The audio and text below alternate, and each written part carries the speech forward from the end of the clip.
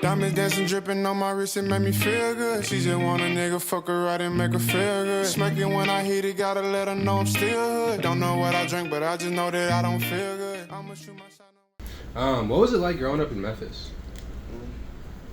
Growing up in Memphis was an experience. You know, it was just, you know, it was a grind. You know, it teaches you how to grind and how to get through adversity. So, you know, growing up in Memphis was a good experience. You know, I would recommend it to anybody. So, who were some of your musical influences growing up? I had to say, growing up as a kid, it was like I would say Tupac because my dad, he had me hipped on him for when I was young, and I'd say Kanye West because when I was growing up, the College Dropout album, we played that every time we traveled. And then as I got older and stuff like that, you know, when I started actually getting into music, making music, it was kind of like Post Malone, Justin Bieber, people like that, you know, Ed Sheeran, different genres. I like Polo G, so, but if I had to say who had my biggest inspiration came from, I would say it's like Post Malone, like Justin Bieber, for sure. Random sidebar, what's your favorite Kanye album? College Dropout. Me too. What's your favorite song on that? Family Business. Classic. Yeah. So I heard like basketball was your first love before music. You got D1 offers, schools like Rice and shit. How was that transition from basketball to music? It really wasn't hard for me because I always loved music. Like growing up, when I was 2 years old, I won a talent show. So all my life, I was like, I loved music. I never did it, but I loved it. Like I like freestyled all the time. I loved it. So it wasn't really hard. And then going from basketball to music, it taught me a lot of things. Like it taught me a lot of things with life too. Like with just basketball and how people are and how people act and you know the things that can happen. So it kind of taught me how to move with music because music is kind of the same. You know? You said you won a talent show. And what was that for?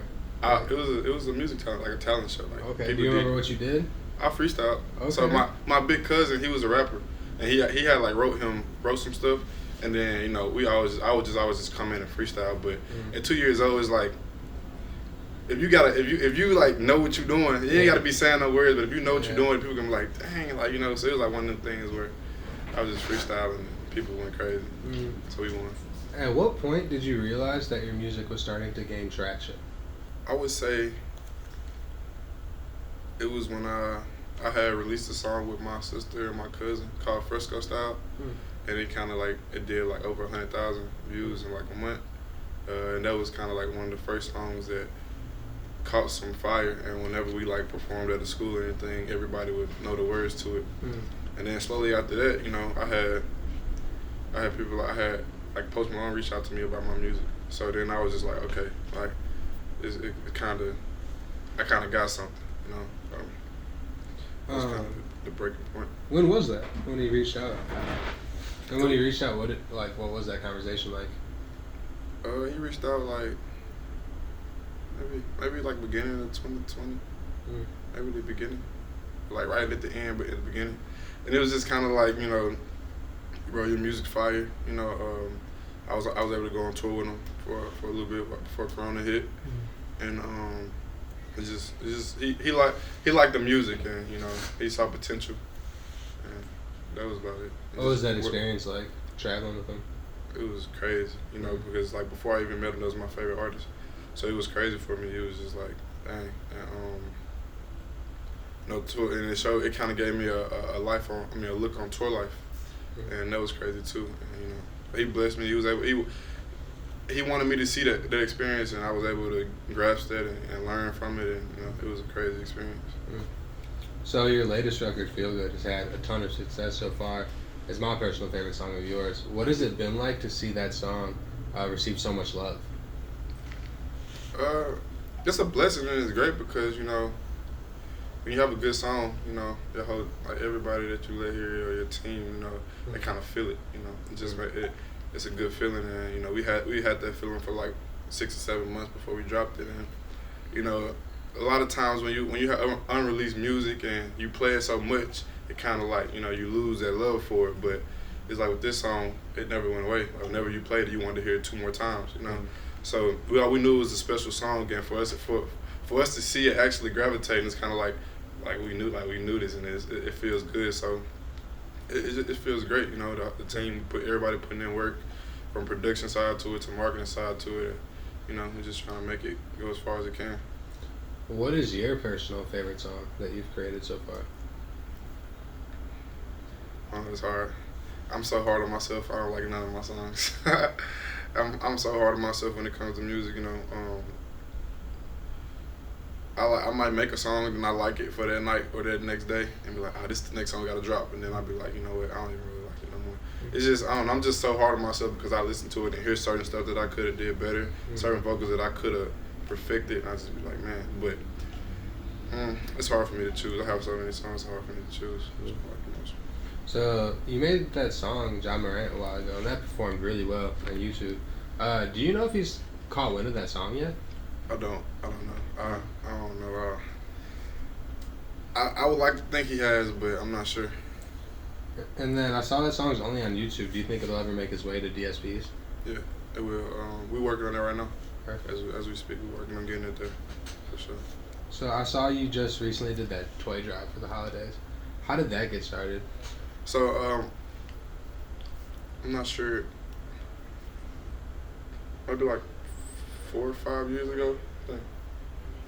About 10 years ago, my dad, he started taking care. I think it was about 50 kids, and every year it grew. So like now, and I'm been tagging along ever since. So now I've been taking care of like 200 plus kids a year for Christmas, and you know, we just, as a family, we always been a type of family to just help people. You know, I didn't have foster brothers. You know what I'm saying? We didn't took in straight pets. You know, we just always help. We just like helping. So, you know, every Christmas we tend to help, and we tend to try to like give back to the community for all the blessings that we get throughout the year. So,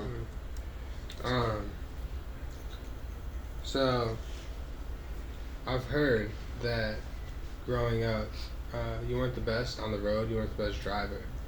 Rumor has it you crashed 2 cars in the span of 2 weeks. Can you talk about that? Okay, how you know that? That's confidential. But no, it wasn't my fault. Let's say that. Yeah, it wasn't my fault. And to be honest, the second car that I did wreck, that was kind of a bummer because that was my dad's car, and he had just got that car literally probably like a week or two before. And I drove to the mall. The mall is across the street. I drove to the mall just to go, I think, to the bank or something. And I came back, bro, and totaled it. It was crazy. It wasn't my fault, though. But that was crazy. Have you crashed since? No, I haven't crashed since. Okay. Haven't crashed. I don't even like driving no more. I'm quick to hop in the passenger seat. Can you speak on the importance of having someone in your life and on your team like you do with Coach? I feel like it's very important. And I say that because a lot of times, you know, when you get somebody with talent that's undeniable, just like, you know, with talent, period, you get a lot of people who just like, you know, along for the ride and just to tell you what you want to hear because they feel like you got it and they don't want to lose a spot. But if you got somebody, you know what I'm saying, who actually cares for you and let you know, like, when you're doing something right, but when you're doing something wrong at the same time, and like stay on you and keep you level-headed and keep you, you know what I'm saying, on your stuff, then I feel like that'll make you even stronger, you know what I'm saying, as a person and as a leader, as a team, as everything, because like sometimes you're not always right. Sometimes every decision that you think that you're making is right is not right. You need somebody that, you know what I'm saying, that's been there before to let you know that. So I feel like a person like Coach on everybody's team is definitely valuable, you know, and is irreplaceable. So I feel like that, you know, somebody like Coach is definitely a plus on anybody's team. So when did you come up with Fresco the label? Fresco the label actually, you know, Fresco the label actually happened like maybe a year ago. But Fresco, I came up with Fresco in 9th grade. So in 9th grade, you know, I was in Spanish class and the teacher was talking about like weather and stuff, and Fresco means cool, and at the same time it means fresh. So I was just like, you know, it describes me perfectly. So I was just like, you know, I'm gonna run with that. And I told a couple of my friends that was in high school with me, hey, we can call ourselves this because, you know, I feel like we all cool. We all be fresh when we want to be. They was down with it. So it was just a little name we called each other in school. But when I graduated and got serious in music, I had already had like a wave of people calling me Fresco, and people I didn't even know on Instagram changing their name to Fresco so and so, Fresco so and so. So I was like, you know what, I might as well just keep that and run with it, and I did, and it's been working for me ever since. Do you have any artists signed right now? Well, not signed, but my sister is a part of Fresco Trey label just by, you know what I'm saying, off GP, but not signed paper, like having signatures now. So what are you currently working on? Is there like a project in the works that fans can expect anytime soon? Yeah, we got a project. We got a project in the works. We're working on it. Gonna be called Fully Loaded. So we're working on that, and we got a video releasing, feel good video releasing soon on the 25th. I'm excited for everybody to see that. It was crazy. The experience is crazy, and you know, yeah, just working on the tape and see how that goes. I'm glad to hear you guys shot that video. Where'd you shoot it? Shot it in California. It's a crazy experience. Yeah. We had like a pool party at the Airbnb, and it was at the time where you couldn't have any parties, and the police came like 3 times, and still nobody left. Like one of our people almost got taken to jail that day. Damn. And that was like, we come back, you're going to jail, and nobody would leave. It was like, bro, we gotta be quiet, bro. Nobody would leave. It was crazy. Speaking of that, how has the pandemic been for you just in general? It's been a blessing, you know. At the same time, it's been slowing things down, but it's still been a blessing. Like even in the pandemic, you know, because in the pandemic I found me a team. You know what I'm saying? That goes hard for me. You know, I've been able to lock in the studio, make good music. I've been able to make good connections and just, you know, been able to, you know what I'm saying, just find myself and just have time to just figure everything out and, you know, plan my steps and my chips and stuff. So it's been good. So who are some artists that you want to work with in the future?